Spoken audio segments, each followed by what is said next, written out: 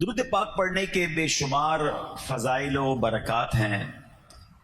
کعبے کے بدر الدجا، طیبہ کے شمس الضحیٰ صلی اللہ تعالی علیہ وسلم کا فرمان عالی شان ہے، من صلی علی حین یصبح عشرا،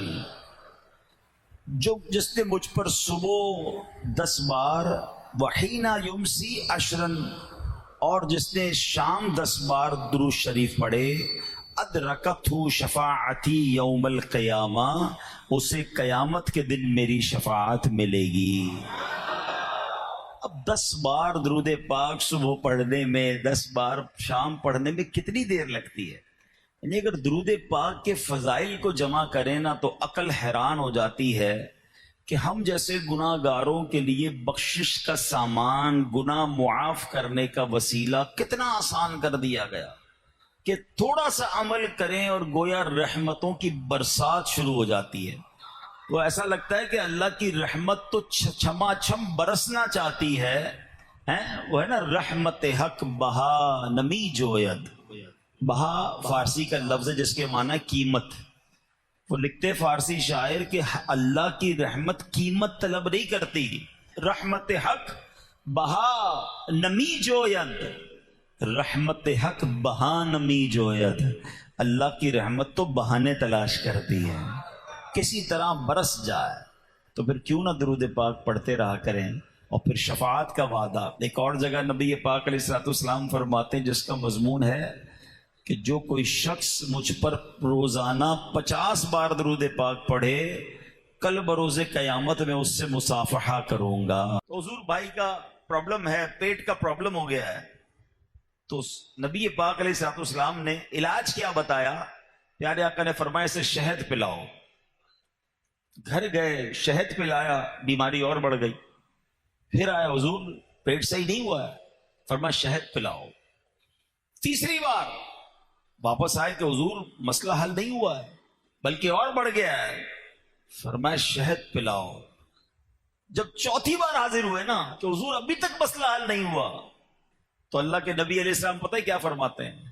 فرماتے ہیں اللہ پاک سچا ہے، تیرے بھائی کا پیٹ جھوٹا ہے، کیونکہ میرے رب نے فرمایا قرآن میں کہ شہد میں شفا ہے، جاؤ اسے شہد پلاؤ۔ کہتے چوتھی بار شہد پلایا تو پیٹ ٹھیک ہو گیا، شفا نصیب ہو گئی۔ اب اس واقعے میں 2-3 بڑی باتیں اہم سمجھ آتی ہیں کہ ہمارا حال کیا ہے۔ ہم کسی ڈاکٹر کے پاس جائیں، دوائی لیں، ٹھیک نہ ہو تب بھی ڈاکٹر سے بدزر ہو جاتے ہیں، حالانکہ کچھ بیماریوں کو ٹھیک ہونے میں ٹائم لگتا ہے۔ اچھا ہمارا ایک اور پرابلم پتہ ہے کیا ہے؟ ہم دوائی لیں اور ٹھیک نہ ہو تو ڈاکٹر ٹھیک نہیں ہے۔ تو بھائی ڈاکٹر نے دوائی کے ساتھ ساتھ پرہیز کا بھی بتایا تھا، وہ بھول گئے؟ مثال کے طور پہ کسی کا گلا خراب ہے، ڈاکٹر صاحب گلا خراب ہے، ڈاکٹر صاحب نے گلے کی ٹیبلٹ دے دی، 1 ہفتے تک کھانا، 1 ہفتے تک کھایا، واپس گئے کہ ڈاکٹر صاحب ابھی تک گلا ٹھیک نہیں ہو گیا، پوری دوائی کھائی، پوری ڈوز کھائی ہے۔ اب ڈاکٹر نے پوچھا کہ ٹھنڈے پانی کا منع کیا تھا وہ چھوڑا؟ تو کہ ڈاکٹر صاحب میں تو دوائی بھی ٹھنڈے پانی سے پیتا تھا۔ تو ڈاکٹر صاحب نے کیا کہنا ہے، پھر ساری زندگی دوائی پیو، گلا ٹھیک نہیں ہونا تو پرہیز بھی تو کرنی ہے نا۔ اچھا لیکن اگر مرضی بڑھ جائے، ریئیکشن ہو جائے، تو ہم کہتے ہیں اب ڈاکٹر بدل دو، مگر صحابہ کا عقیدہ دیکھو، آقا نے فرمایا شہد پلاؤ، مکھی شہد پلا رہے ہیں، بیماری گھٹ نہیں رہی اور بڑھ رہی ہے، مگر نبی پاک کا در نہیں چھوڑا۔ کہتے ہیں 4 بار اپنی جگہ 1000 بار آنا پڑتا پھر بھی نبی پاک کے پاس ہی آتے تھے۔ تو یہ یقین تھا صحابہ کرام کا۔ ہاں ایک بات میں ضرور بتا دوں، یہ تو پیارے آقا کی شان ہے نا، نبی پاک تو اگلے مرحلے بھی دیکھ رہے تھے کہ ٹھیک ہونا ہے شہد سے، لیکن ہمیں کوئی بھی علاج کو ڈاکٹر کے، طبیب کے مشورے کے بغیر نہیں کرنا۔ ہر چیز ہر کسی کو مافک آ جائے، فائدہ مند ہو۔ باڈی کے پرابلمز الگ ہوتے ہیں، کچھ لوگوں کی طبیعتیں الگ الگ ہوتی ہیں، کسی کو ایک غذا کام دیتی ہے، کسی کو مناسب نہیں ہوتی، تو ڈاکٹر کے مشورے سے کرنا ہے۔ ہم اس واقعے سے یہ سیکھنا چاہتے ہیں کہ صحابہ کرام کا نبی پاک سے عقیدہ کیسا، اور سبحان اللہ۔ اور پھر پیارے آقا علیہ الصلوۃ والسلام نے کیا فرمایا کہ اللہ پاک سچا، تیرے بھائی کا پیٹ جھوٹا ہے، کیونکہ قرآن میں رب نے فرمایا ہے کہ شہد میں شفا ہے، تو اے میرے پیارے اسلامی بھائیوں، اس واقعے سے ہمیں کچھ شہد کے بارے میں سننے کو مل رہا ہے۔ اب ایک اور جگہ چلتے ہیں۔ عشق کی شرح میں بڑی پیاری بات علماء لکھتے ہیں کہ جو بیماری ان کو تھی نا وہ شہد سے ٹھیک نہیں ہو سکتی تھی، کیونکہ شہد کے بارے میں یہ کہا گیا ہے کہ وہ قبض کو کھول دیتا ہے، مگر اللہ اکبر، میرے آقا علیہ الصلوۃ والسلام چاہیں تو اس کی تاثیر جو نارملی بتائی جاتی ہے اس کے برعکس میرے آقا حکم فرما دے تو علاج ہو جایا کرتا ہے۔ کیا فرماتے؟ بڑی پیاری بات، کام جو ان سے ہوا پورا ہوا۔ مولانا حسن رضا خان صاحب لکھتے ہیں، کام جو ان سے ہوا پورا ہوا، ان کی جو تدبیر ہے تقدیر ہے۔ آقا کی زبان سے جب نکلتا ہے نا تو رب اسے پورا فرما دیتا ہے۔ بڑا خوبصورت نعت کا شعر ہے نا کہ معجزہ میرے نبی کا کہہ دیا تو ہو گیا۔ آقا نے جس کے بارے میں جو فرمایا نا وہ ہو گیا، تو نبی پاک کی زبان سے نکلے تو پھر کیوں نہ کام بن جائیں۔ اور اللہ کرے کہ ہمارے لیے بھی ہمارے آقا کی زبان مبارک سے شفاعت کا مژدہ مل جائے، نبی پاک اپنی غلامی میں قبول فرما لیں۔ اور اگر تم اللہ کی نعمتیں گنو، کاؤنٹ کرو، تو انہیں شمار نہیں کر سکو گے۔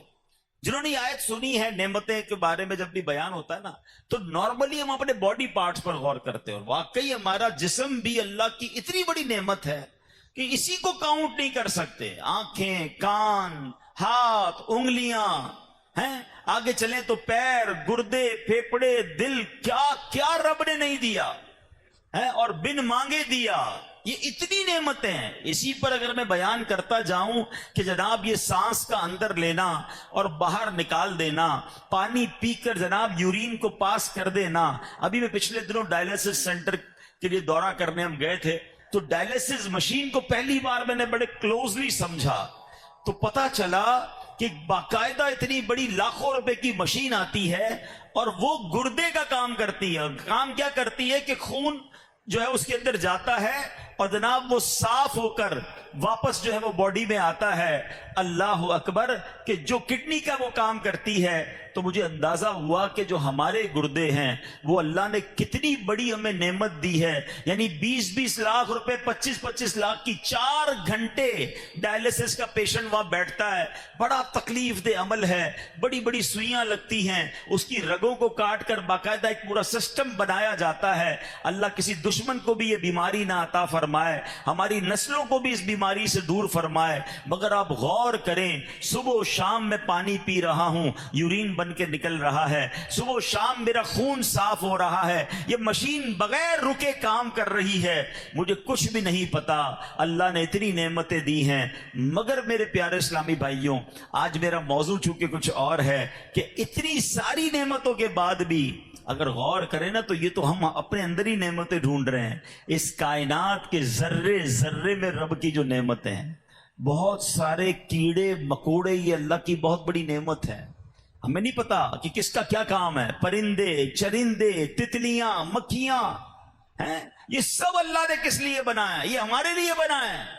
تو سائنس بھی کہتی ہے کہ بیکٹیریاز بھی کچھ ہوتے ہیں جو ہمارے لیے بڑے اچھے ہوتے ہیں۔ اب پچھلے دنوں میں ایک تحقیق پڑھ رہا تھا کہ جو ڈیٹاکس واٹر ہوتا ہے، آپ نے دیکھا ہوگا آج کل لوگ پیتے ہیں، پانی کے اندر ککڑی وغیرہ ڈال دیتے ہیں، پودینہ ڈال دیتے ہیں یا سیب ڈال دیتے ہیں، اور پھر سارا دن وہ پانی پیتے رہتے ہیں۔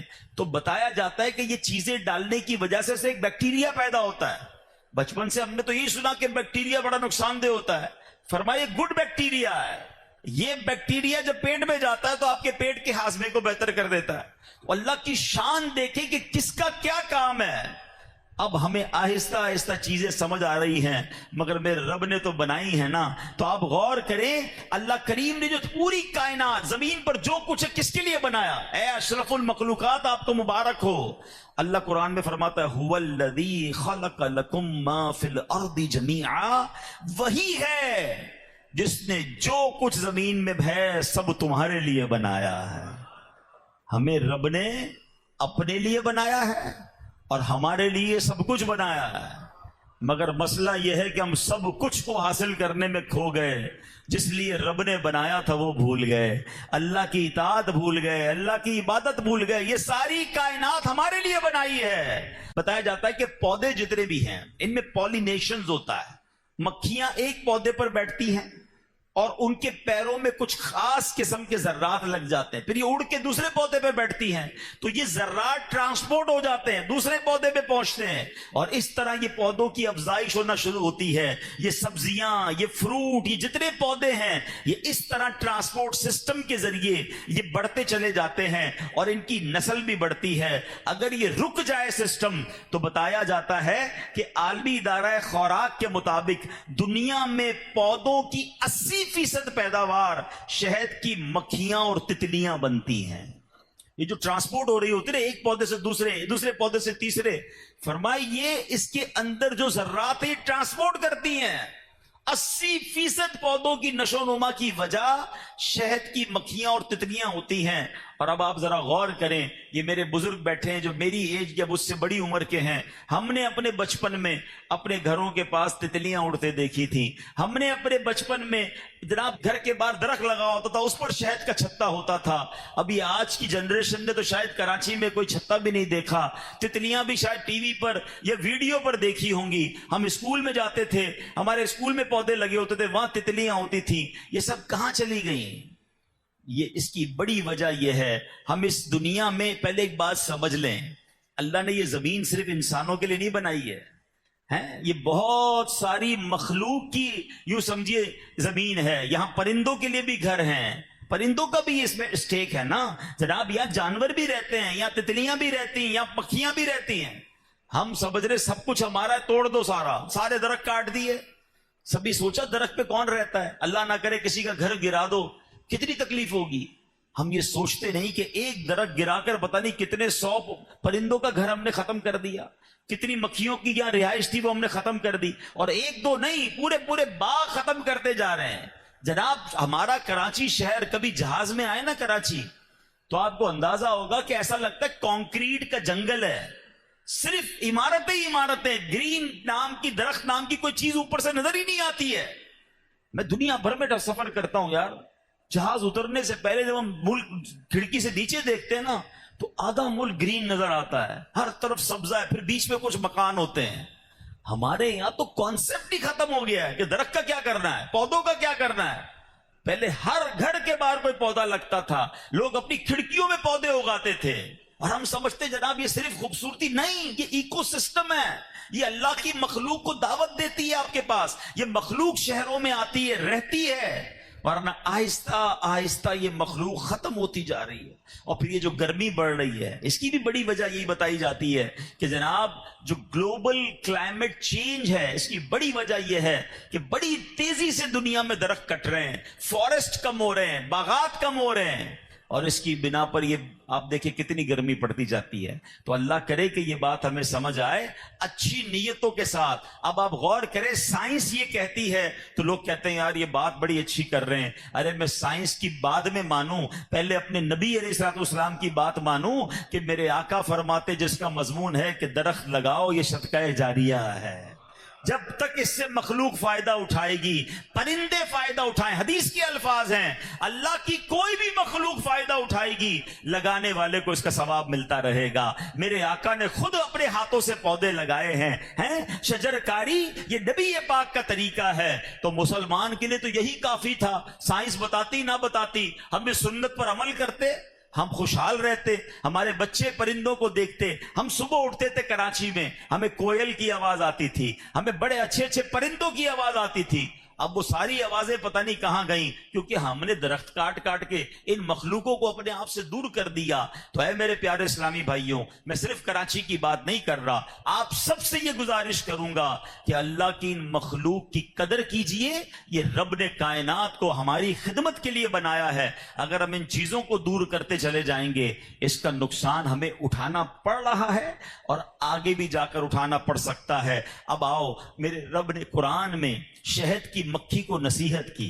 اب سنیں کیا خوبصورت کلام، قرآن کا انداز دیکھیں۔ اللہ قرآن میں ارشاد فرماتا ہے، اچھا مزے کی بات یہ ہے شہد کی مکھی کی اہمیت شاید ہمیں نہ پتا ہو، قرآن میں صرف ذکر نہیں ہے، قرآن کی پوری سورت کا نام سورہ نحل ہے.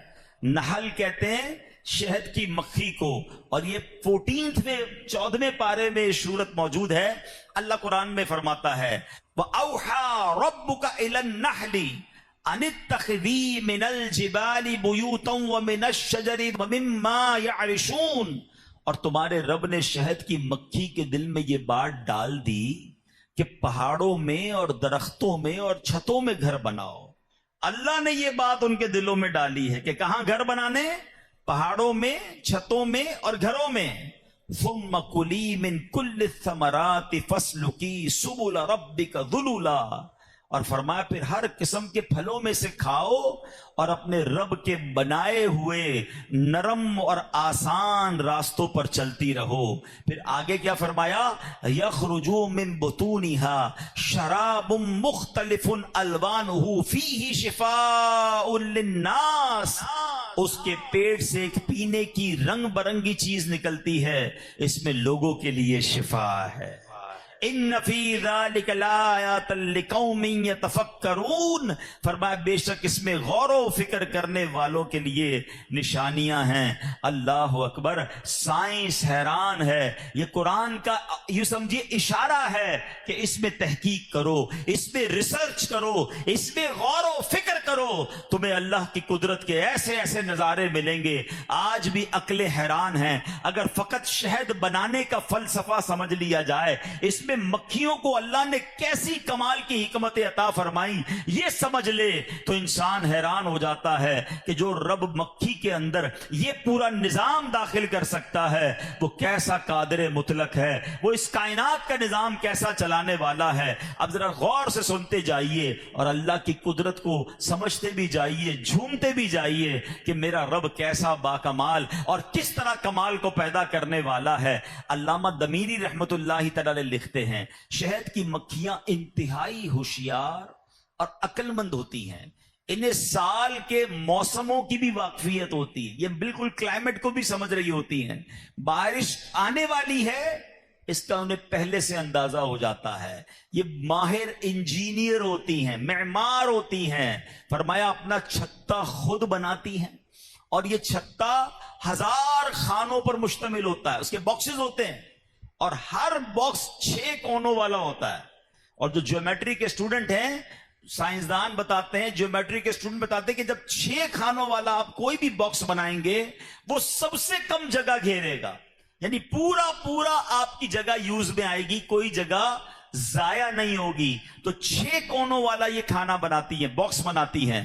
پھر فرمایا کہ علامہ دمیری رحمت اللہ تعالی مزید لکھتے ہیں کہ حیرت کی بات تو یہ ہے کہ شہد کی مکھیاں یہ چھتا بنانے کے لیے کوئی اسکیل، کوئی کمپاس، کوئی پرکار یوز نہیں کرتی ہیں، مگر کمال یہ ہے کہ تمام کے تمام باکس ایک ہی سائز کے ہوتے ہیں، اس کی گہرائی ایک سائز کی ہوتی ہے. اللہ اکبر. ان میں کام تقسیم ہوتے ہیں. کچھ مکھیوں کا کام شہد بنانا ہوتا ہے، کچھ کا کام موم بنانا ہوتا ہے، کچھ چھتا تعمیر کرتی ہیں، کچھ پانی لاتی ہیں. یہ سب مل جل کر زبردست تقسیم کاری کے ساتھ یہ شہد بناتی ہیں. اللہ اکبر. اب ذرا غور تو کیجئے نا، یہ نظام کس نے ان کے دلوں میں ڈالا، یہ سسٹم کس نے انسٹال کیا، یہ ذمہ داری کس نے ان کو دی. اللہ اکبر. سیکھنا کیا ہے؟ ایک تو شہد کے بارے میں پتا چلا، اللہ کی قدرت کے بارے میں پتا چلا. آگے جا کے بتاتا ہوں آپ کو کہ شہد کتنی بڑی شفا والی چیز ہے، استعمال کرنا چاہیے. مگر ہم نے اس قرآن کی آیت سے جو سیکھنا بیان کروں گا، اس آیت کو خوبصورت انداز سے سمجھتے ہیں. قرآن کی کیا بات ہے؟ اللہ نے قرآن میں کیا فرمایا؟ ان اتخذی من الجبال بیوتا ومن الشجر ومما یعرشون. اللہ نے کیا فرمایا کہ پہاڑوں اور درختوں اور چھتوں میں گھر بناؤ. مکھیاں کتنی فرما بردار ہیں. ان 3 جگہوں کے علاوہ آپ کو کہیں بھی چھتا نہیں ملے گا. پہاڑوں میں ملے گا، پھر فرمایا درختوں میں اور گھروں میں، اس کے علاوہ کہیں نہیں ملے گا. فرما برداری دیکھیے گا. پھر فرمایا ثم کلی من کل الثمرات، پھر ہر قسم کے پھلوں سے کھاؤ. کیا فرمایا؟ پھلوں سے کھانا ہے. گندگی پر کبھی بھی آپ کو شہد کی مکھی نظر نہیں آئے گی. جو اللہ نے آرڈر دیا آپ کو شہد کی مکھی پھلوں پھولوں پر ہی نظر آئے گی. پھر فرمایا فسلکی سبل ربک ذللا، اور اپنے رب کے بنائے ہوئے نرم و آسان رستوں پر چلتی رہو۔ اب ذرا غور کریں پیارے اسلامی بھائیوں، شہد کی مکھی کیسی فرما بردار ساری دنیا میں، بلکہ انہوں نے تو ترتیب کا بھی خیال رکھا ہے۔ اللہ نے پہلے کیا فرمایا، کدھر بنانا ہے؟ پہاڑوں میں۔ سب سے زیادہ چھتے آپ کو پہاڑوں میں ملیں گے، سیکنڈ نمبر پہ چھتے آپ کو درختوں میں ملیں گے، تیسرے نمبر پر چھتے آپ کو کبھی کبھی گھروں میں مل جائیں گے۔ تو پتا چلا ایک تو تیسرے سے چوتھے پوائنٹ پر نہیں گئے، بلکہ اس ترتیب کا خیال بھی شہد کی مکھیاں رکھ رہی ہیں جو حکم رب نے قرآن میں دیا۔ پھر فرمایا پھلوں اور پھولوں کا رس، کوئی گندگی کسی کچرے کے ڈھیر پر آپ کو شہد کی مکھی نہیں ملے گی۔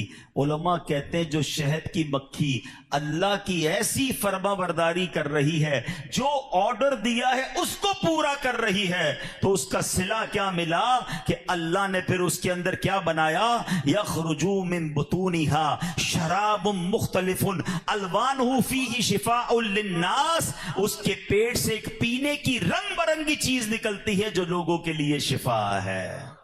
فرما برداری کرو، پھر دیکھو صلہ کیسا ملتا ہے، اجر کیسا ملتا ہے، پھر شفا نکلتی ہے۔ تو سبحان اللہ، یہ شہد کی مکھی مجھے اور آپ کو سکھا رہی ہے کہ جدھر جانے کا حکم دیا ہے اے بندوں ادھر جانا۔ میں تو مکھی، تم تو اشرف المخلوقات ہو، تم تو نبی پاک کے امتی ہو، مجھے رب نے فرمایا پھلوں اور پھولوں کے علاوہ کہیں اور نہیں جانا، میں گندگی پر نہیں جاتی۔ تم مسلمان ہو کر حرام کیسے کھا لیتے ہو، تم مسلمان ہو کر حرام کیسے کما لیتے ہو، ارے مسلمان ہو کر لوگوں پر ظلم کر کے پیسے کیسے چھین لیتے ہو۔ حلال کمانا جو اللہ نے اجازت دی ہے، کیونکہ جب سے میں نے فرما برداری شروع کی ہے اللہ نے مجھے شفا والا، میٹھا میٹھا شہد بنانے والا بنا دیا۔ اے مومنو، تم بھی رب کی فرما برداری کرو، اللہ تمہیں بھی شفا والا شہد جیسا میٹھا میٹھا اجر عطا فرما دے گا۔ ہاں، حلال کھانے والے بڑے سکون میں رہتے ہیں، اللہ کی فرما برداری کرنے والے مزے میں رہتے ہیں، کیونکہ وہ رب کی فرما برداری کرتے ہیں۔ اللہ ان کی دنیا بھی اچھی کر دیتا ہے، ان کی آخرت بھی اچھی کر دیتا ہے۔ آپ دیکھیں، سود کا کام کرنے والا، رشوت کا کام کرنے والا، چوری چکاری کرنے والا، ڈکیتی مارنے والا، مسلمانوں پر ظلم کر کے پیسے کمانے والا، آپ کو ٹینشن میں ہی نظر آئے گا۔ پیسے بہت ہوں گے، بہت پیسے، بنگلے، گاڑیاں، لیکن رات کو نیند آ رہی ہے، اس کو ہر وقت ٹینشن ہے، ابھی چھاپا پڑ جائے گا، ابھی پولیس آ جائے گی، ابھی کوئی نہ کوئی نوٹس آ جائے گا۔ ارے اس پیسے کا کیا کرنا ہے، جس پہ چین ہی نہیں ہے۔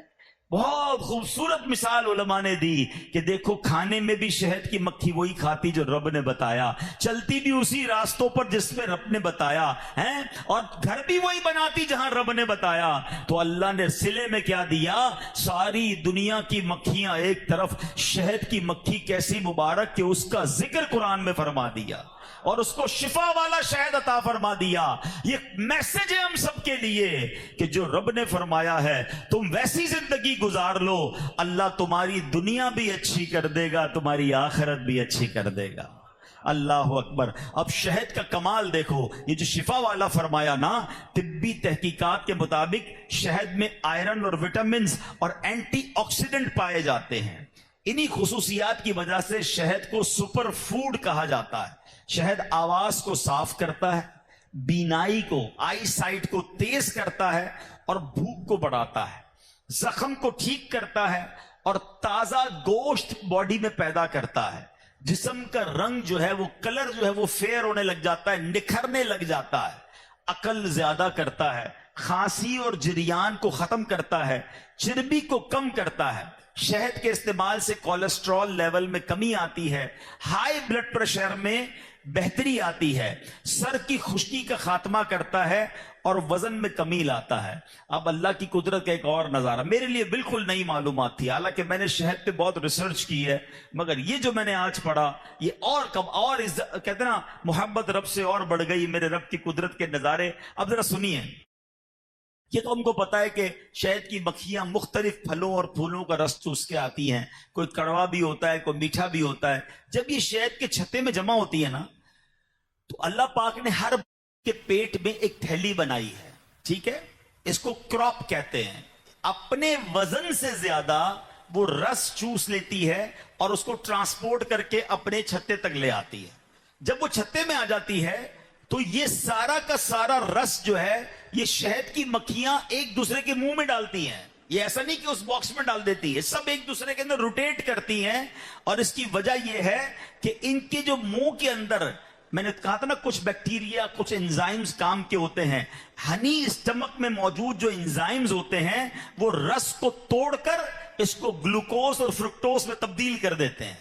پھر یہ سارا رس جو ہے مکھیاں اب کیا کرتی ہیں, اس میں اپنے پر پھر پڑاتی ہیں. اب اللہ نے دیکھو کیسا نظام دیا, کیونکہ اس میں پانی بھی ہوتا ہے. شہد میں صرف 18% پانی ہوتا ہے, لیکن جب یہ رس چوس کر آتی ہے تو پانی زیادہ ہوتا ہے. تو پانی کم کرنے کا طریقہ کیا ہوتا ہے کہ ساری شہد کی مکھیاں اس رس کے اوپر اپنے پروں کو پھر پڑا کر ہوا کا انتظام کرتی ہیں تاکہ پانی اڑنا شروع ہو جائے اور خالص شہد نیچے آ جائے. آپ سوچیں, ہم بڑے بڑے پنکھے لگاتے ہیں کہ یار یہ جگہ کو سکانا ہے, پانی کو اڑانا ہے. یہ شہد کی مکھیوں کے جو پھر پڑاتے ہوئے پر ہیں وہ اس سے پانی کو, اس شہد سے پانی کو ایوپوریٹ کرتے ہیں. اور سائنس بتاتی ہے کہ جب یہ شہد کمپلیٹ ہوتا ہے تو صرف 18% اس میں پانی رہ جاتا ہے, باقی جناب اس کے اندر وہ خالص شہد ہوتا ہے. اور اس کے بعد وہ موم کے ان خانوں میں اس کو فل اپ کر کے اس کو تہ لگا دی جاتی ہے. تو یہ ہے میرے رب کی قدرت کے نظارے. اللہ اکبر. اب میرے پیارے اسلامی بھائیوں, سوال یہ ہے کہ جب مکھی اللہ کی فرما برداری کرے تو اللہ ایسا انعام عطا فرمائے. ہم تو وہ ہیں جن کے لیے ساری کائنات بنائی. ابھی میں نے آپ کو قرآن کی آیت سنائی نا کہ اللہ نے یہ ساری چیزیں تمہارے لیے بنائی ہیں. اگر میں اور آپ اللہ کی فرما برداری کریں تو کیا ہوگا؟ اللہ قرآن میں فرماتا ہے وَمَن يُطِعِ اللَّهَ وَرَسُولَهُ فَقَدْ فَازَ فَوْزًا عَظِيمًا. جو اللہ اور اس کے رسول کی فرما برداری کرے اس نے بڑی کامیابی پائی. بڑی کامیابی, دنیا میں بھی خیر, آخرت میں بھی خیر. بس فرما بردار بن جاؤ, نافرمانی نہیں کرنی. اور جب فرما بردار بنتے تو ملتا پتہ ہے کیا ہے؟ حضرت سلمان فارسی رضی اللہ تعالی, بڑے کمال کی ہستی ہیں, بڑا پیار ہے مجھے ان سے. ہاں, ان کی ہسٹری ایسی ہے, کبھی الگ سے موقع ملا حضرت سلمان فارسی کے بارے میں بیان کریں گے کہ کتنی مشکلوں سے نبی پاک کے پاس پہنچے, کتنی طویل عمر تھی. حضرت سلمان فارسی وہ ہیں جن کو آزاد کرنے کے لیے نبی پاک نے اپنے ہاتھ سے پودے لگائے. اور جو 1980-90 میں مکے مدینے گئے ہوں گے انہوں نے حضرت سلمان فارسی کا باغ بھی دیکھا ہوگا کہ مدینے میں وہ باغ تھا جو نبی پاک نے اپنے ہاتھ سے پودے لگائے تھے. حضرت سلمان فارسی بڑے مہمان نواز تھے. ہوا یہ کہ ایک شخص آیا آپ کے پاس, آپ نے سوچا اس کی ذرا شاندار مہمان نوازی کرنی چاہیے. تو آپ کے پاس آس پاس ہرن دور گھوم رہے تھے اور پرندے اڑ رہے تھے.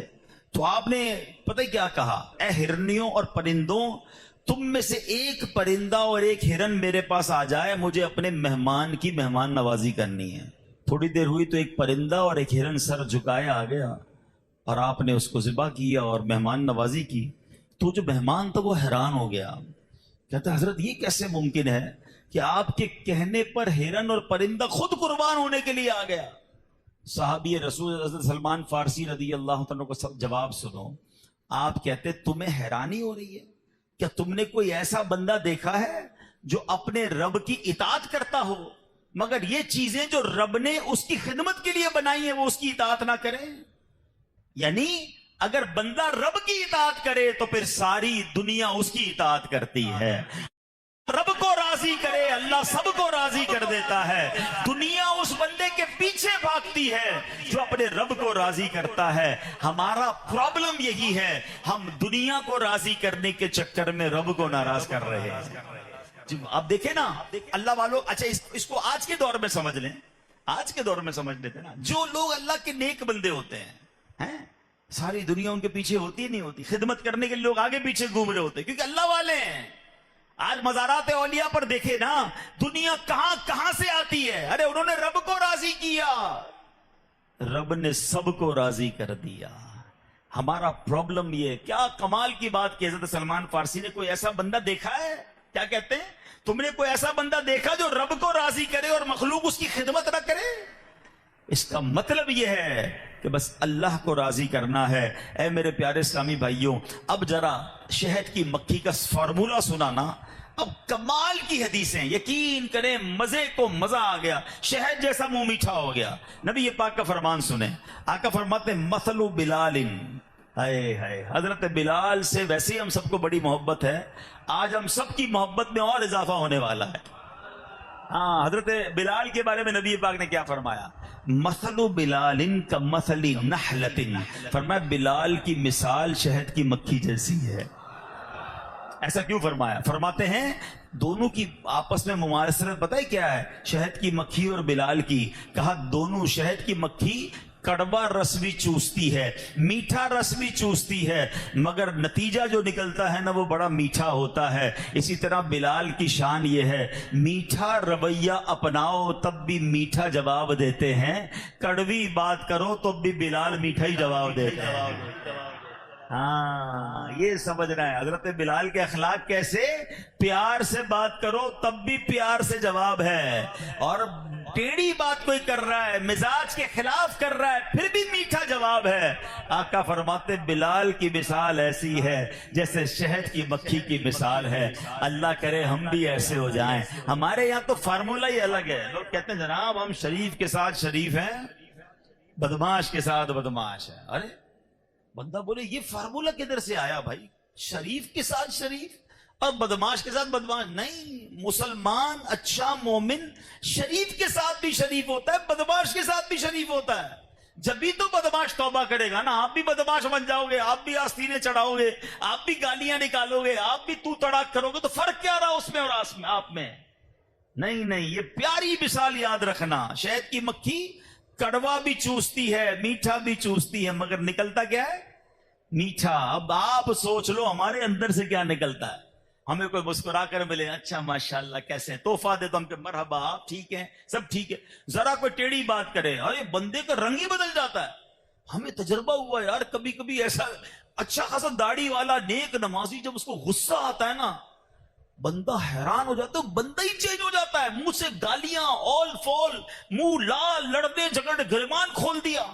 یار بندہ کہ یہ وہی تھا جو تھوڑی دیر پہلے بسم اللہ ماشاءاللہ سب کر رہا تھا، اور نماز میں ہر وقت نظر آتا ہے چہرے پہ داڑھی، بعض اوقات سر پر امامہ۔ اللہ اکبر! نہیں جناب، اخلاق کا ٹیسٹ ہی جب ہوتا ہے، یاد رکھیے گا، یہ کوئی ٹیسٹ نہیں ہے کہ آپ سے کوئی مسکرائے تو آپ بھی مسکرائے، آپ کو تحفہ دے تو آپ بھی تحفہ دیں، نہیں، مزہ ہی جب ہے آپ کے مزاج کے خلاف بات ہو، اب آپ میں ٹیمپرمنٹ کتنا ہے، اب آپ کا صبر کتنا ہے۔ اللہ حضرت بلال کے اخلاق کا صدقہ نصیب فرما دے۔ آئے ہائے، تھوڑی دیر پہلے ہم کہہ رہے تھے نا کہ نبی پاک جس کے بارے میں جو فرما دے وہ ہو جاتا ہے۔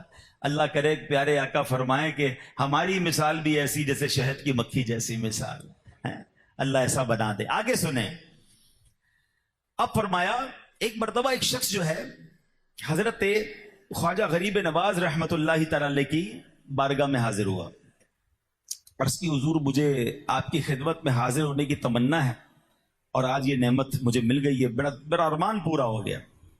تھا وہ غیر مسلم، مسلمان کے حلیے میں آیا تھا، اور ارادہ یہ تھا کہ خواجہ غریب نواز پر اٹیک کر کے آپ کو شہید کرنا ہے۔ حضرت خواجہ غریب نواز اللہ کے ولی، آپ نے اللہ کے نور سے پہچان لیا کہ اس کا ارادہ کیا ہے، اور وہ بڑا جناب بچھا جا رہا ہے، حضرت میں آپ کا دیوانہ، آپ کا فین، آپ سے محبت کرنے والا، حالانکہ ان کو پتہ تھا کس لیے آیا ہے۔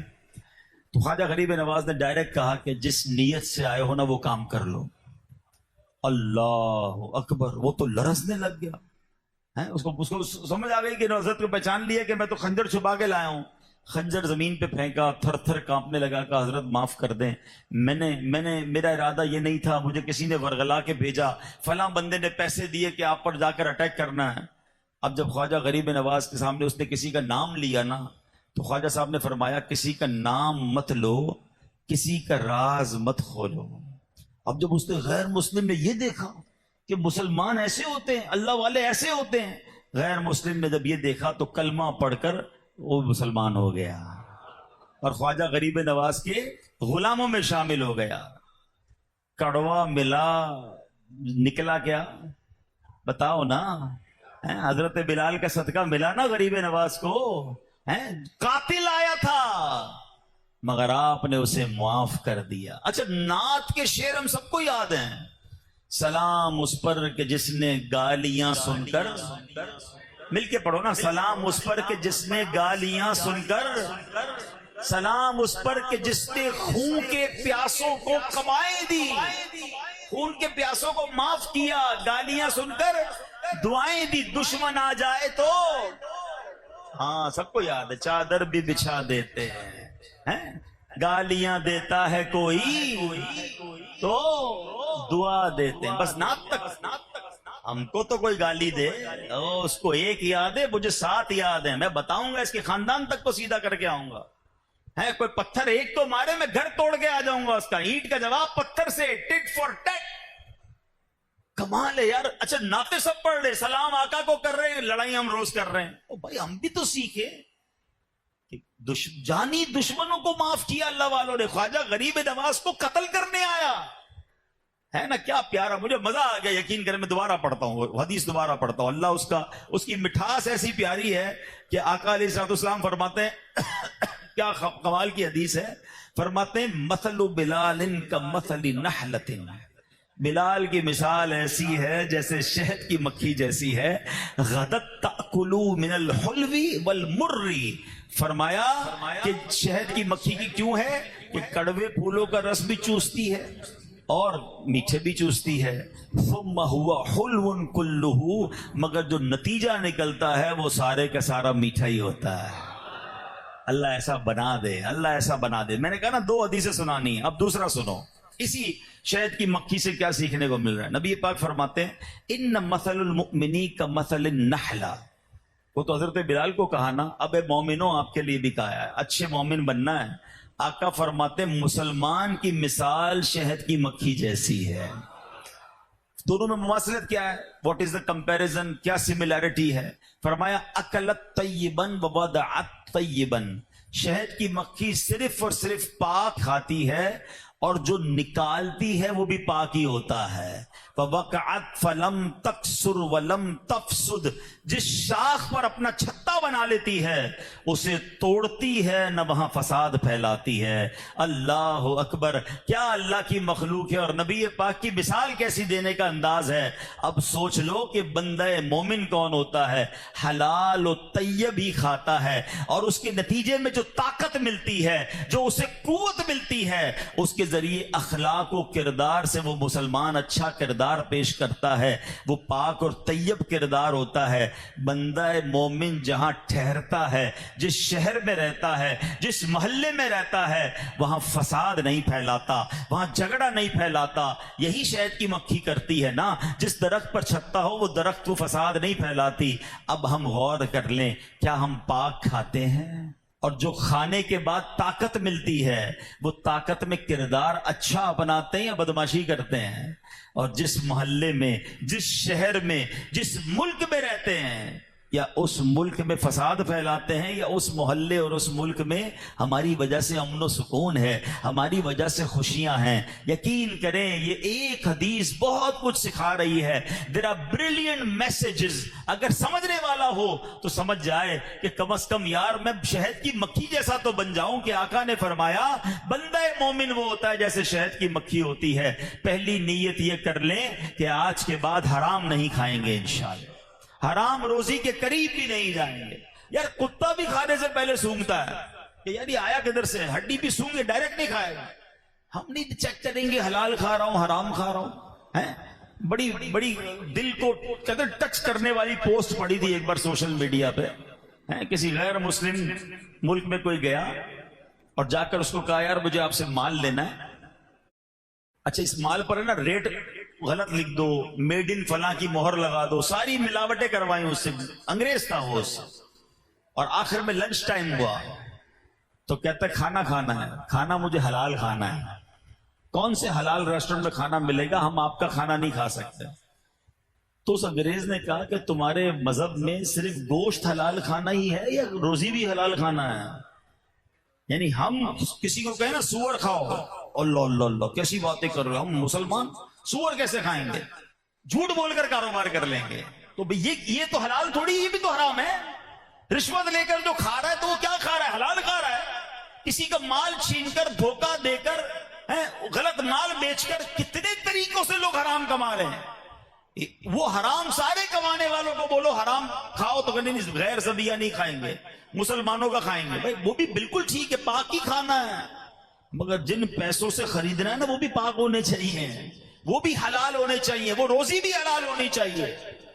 تو نیت کر لیں کہ انشاءاللہ حلال و طیب کھائیں گے جب بھی کھائیں گے. دوسری کتنی پیاری بات کہ جو کھانے کے بعد طاقت ملے، جو آپ کے کردار ہیں، اخلاق ہیں، وہ شہد کی مکھی کا کیا نکلتا ہے؟ میٹھا نکلتا ہے نا، پاک نکلتا ہے. میرے پاس جو آئے وہ خوش ہو کر جائے، میں مسکرانے والا ہوں، میں با اخلاق ہوں، کوئی بات بری بھی لگے تو معاف کرنے والا بن جاؤں. اور تیسری بات تو بڑی ضروری ہے آج کے دور میں کہ جہاں رہتے ہو اس جگہ کو تو بدنام نہ کرو یار. اپنے محلے، اپنے شہر، اس کی قدر کریں. جس طرح میں اپنے گھر کی قدر کرتا ہوں، اپنے گھر کے باہر کی سڑک کی بھی قدر کروں. میرا گھر صاف رہے اور میری گلی گندی رہے، یہ کیسے ہو سکتا ہے؟ وہ بھی میری ہے، یہ شہر بھی میرا، یہ محلہ بھی میرا، اس کا امن و سکون بھی میرا، اس کے شہری بھی میرے. اگر اپنے وطن سے ہی محبت نہیں کریں گے، اپنے شہر سے محبت نہیں کریں گے، تو پھر میں کیسا مسلمان ہوں؟ کہ میری وجہ سے فساد پھیلتا ہے، میری وجہ سے بد امنی پھیلتی ہے. بڑا دل دکھتا ہے، یقین کریں. اور آج حدیث بھی ایسی سامنے آ گئی کہ شہد کی مکھی جس درخت پر رہتی ہے، جس پہاڑ پر رہتی ہے، ادھر فساد نہیں کرتی ہے، اس کو بدنام نہیں کرتی، ادھر گڑبڑ نہیں کرتی ہے. اللہ کرے کہ ہم بھی اپنے وطن کے خیر خواہ بن جائیں. میری وجہ سے ایک نیت کر لو آج، یا اللہ مجھے ایسی زندگی عطا فرما کہ میری وجہ سے میرے دین کا نام بھی روشن ہو، میرے وطن کا نام بھی روشن ہو. خدا کی قسم پاکستان بہت بڑی نعمت ہے. جن ملکوں میں آزادی نہیں نا ادھر جا کے پوچھو. ابھی تھوڑے دنوں پہلے جو حالات ہوئے تھے، ہمیں پتہ ہے کہ ہم سب کی کیا کیفیت تھی، کہ ہمارا وطن ہے تو ہم ہیں. اللہ نے اس کی حفاظت فرمائی. اللہ ہمیشہ ہمارے وطن کی حفاظت فرمائے. اور یہ وطن ختم ہونے کے لیے نہیں بنا ہے. ہاں، یہ 27 رمضان کو رب نے تحفہ دیا ہے. اللہ کرے اس تحفے کی ہم قدر کر لیں. یہ اللہ کی شان ہے، یہ اللہ کے رازوں میں سے ایک راز وطن ہے. لیکن اے پاکستانیوں، قدر تو کرو نا یار. اس جنگ نے، اس قریبی معاملات نے میں ہلا کر رکھ دیا. اب ایک پھر اللہ نے موقع دیا ہے، اب تو قدر کر لیں اس کی ترقی میں کردار ادا کریں، اس کو بربادی میں اپنا کردار ادا نہ کریں. تو بڑی پیاری بات یہ حدیث پاک سے سیکھنے کو مل رہی ہے کہ مسلمان شہد کی مکھی کی طرح ہوتا ہے، جہاں وہ چھتا بناتی ہے وہاں فساد نہیں کرتی. اللہ کرے کہ ہم اپنے وطن کے خیر خواہ بن جائیں. نبی پاک علیہ السلام نے فرمایا، جس کا مضمون ہے خوش نصیب ہے وہ جس کو اللہ پاک نے خیر کی چابی اور شر کا تالا بنایا. سمجھ رہے اس کو؟ بد نصیب ہے وہ شخص، ہلاک ہوا وہ شخص جس کو اللہ نے شر کی چابی اور خیر کا تالا بنایا. اب اگر اس حدیث کو سمجھ لو نا تو ہم سب ایک دوسرے کو چیک کر لیں.